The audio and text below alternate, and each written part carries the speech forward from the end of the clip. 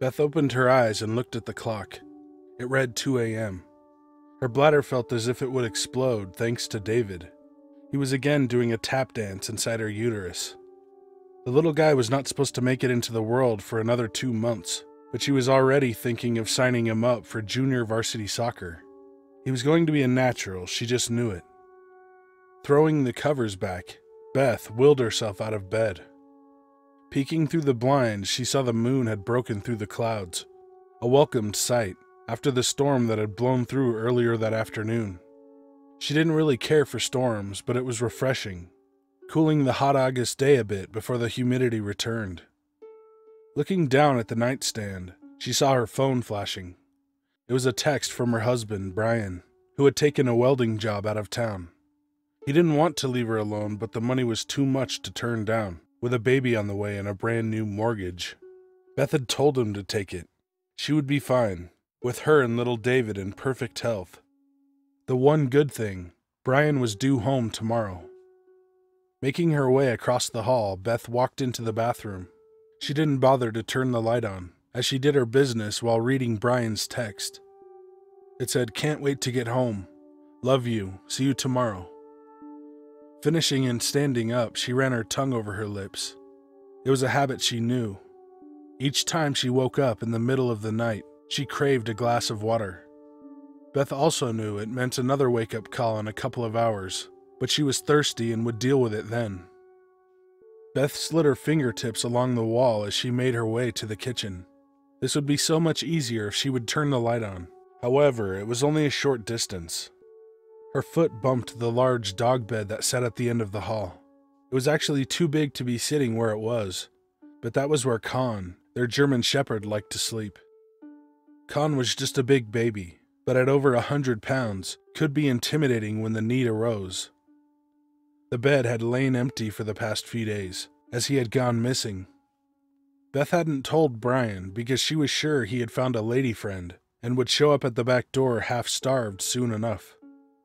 Beth walked from the dark hallway into the kitchen. Moonlight pouring in through the sliding glass doors showered the room in a silvery glow.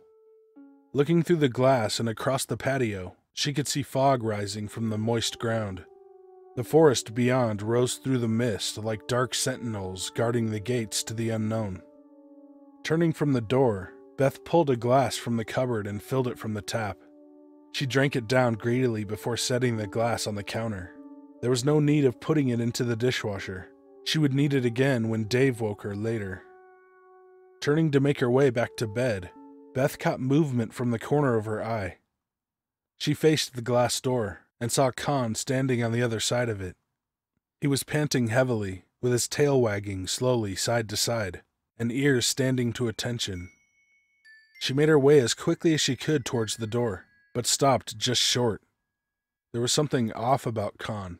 The expression on his face wasn't one of being happy to see her. There was an almost blank look in his eyes. When she looked closer, she saw his paws and most of his fur covered with mud.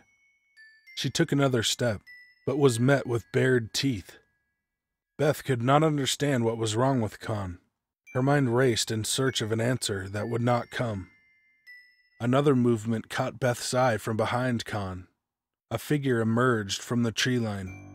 Just a shadow at first, coming through the fog that she thought might be Con's new lady friend. However, it was much closer than she first thought. The creature was large, much larger than Con was, and only grew even more so as it came closer. When it finally broke clear of the densest part of the fog, its shape came into full view. Beth had never seen such a thing in her life. It had massive shoulders, with long front legs that looked more like arms. They were much longer than the back legs, making its walk seem odd, almost unnatural. Shaggy fur covered the beast, that fluttered in the breeze. The head looked somewhat like Con's, only several times larger, with long pointed ears that sat atop it. There were teeth that protruded from its mouth, overrunning both upper and lower lips. And then there were the eyes, amber-colored orbs that held neither good nor mercy within them. They seemed to burn holes into her body, as it looked at her from head to foot. Beth felt the countertop bump against her lower back. Without realizing it, She had been retreating backwards as the thing on the other side of the glass approached. She very nearly lost her breath that had been coming in short, rapid bursts when she saw the thing stand up on 2 feet. She watched as it straightened up, stretching its back. The sound of several sickening pops came to her ears as joints resettled into new positions. The beast's head disappeared above the top of the door before it leaned back down to once again lock eyes with her. Its upper body looked more human than animal, and it was definitely male. It looked like something straight out of a nightmare.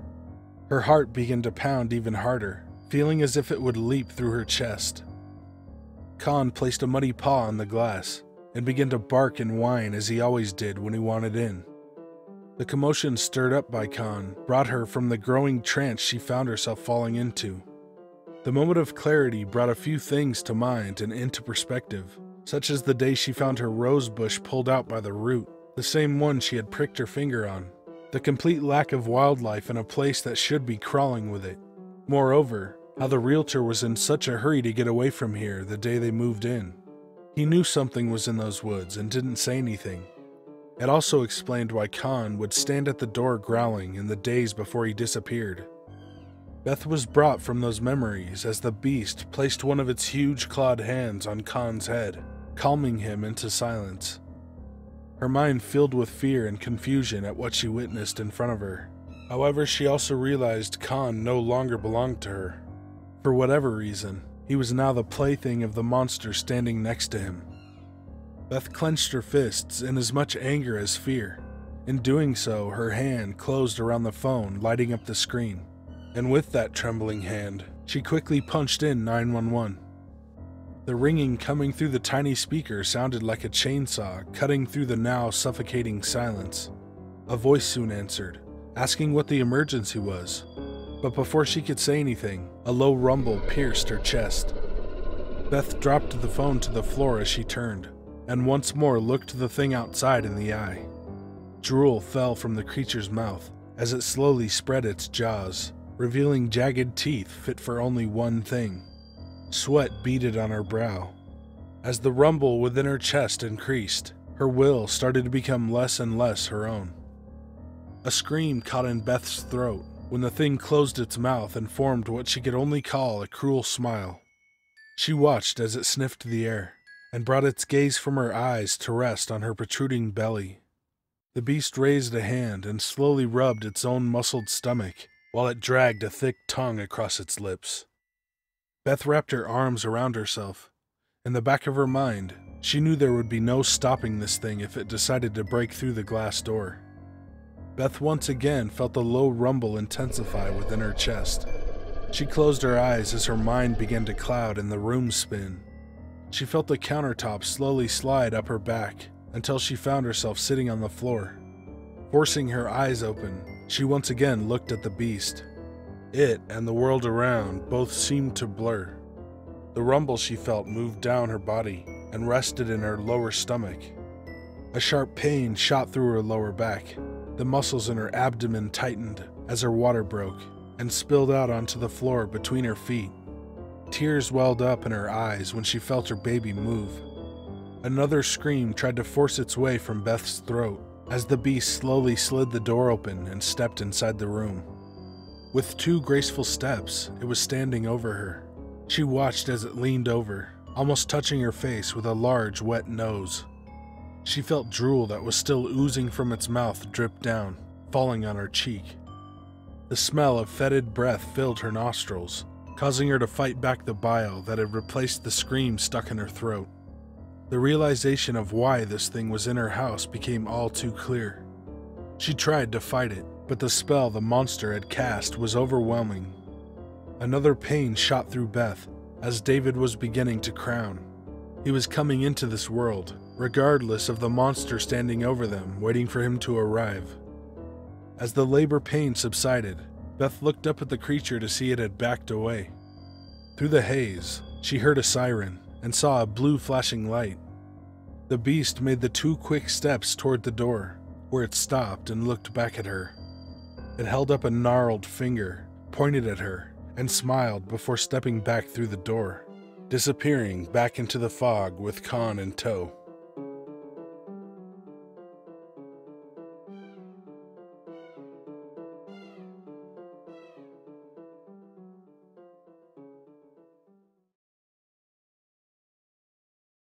Hey guys and ladies, thanks for watching. If you want me to tell your story or read a creepypasta, email me at the address in the description. Come follow me on Twitter and Instagram at Corey Rhino. Be good to animals, even people. See ya. Ja, snäma, bergsbes, herish. Today we're going to do a new segment called Things That Are Really Cutting Me. So what really cuts me or pisses me off, if you didn't know what I meant, is watching a YouTube video and the person's telling you like 50 times to like and subscribe. We know. We get it. We know what to do. And then when they get real cute with smash that and smack it and headbutt it, put your balls on it. And you know, if we could smash 500 likes, that would be incredible. It just irritates me. That's why I never wanted to do that stuff. In fact, I was going to do a skit where I just kept saying like and subscribe like every way I could and be smashing buttons and you know, drop kicking the notification bell. But I didn't want someone that's seeing one of my videos for the first time to be watching and maybe not get that it's a joke. So I don't know. Anyways, that was Things That Are Cutting Me.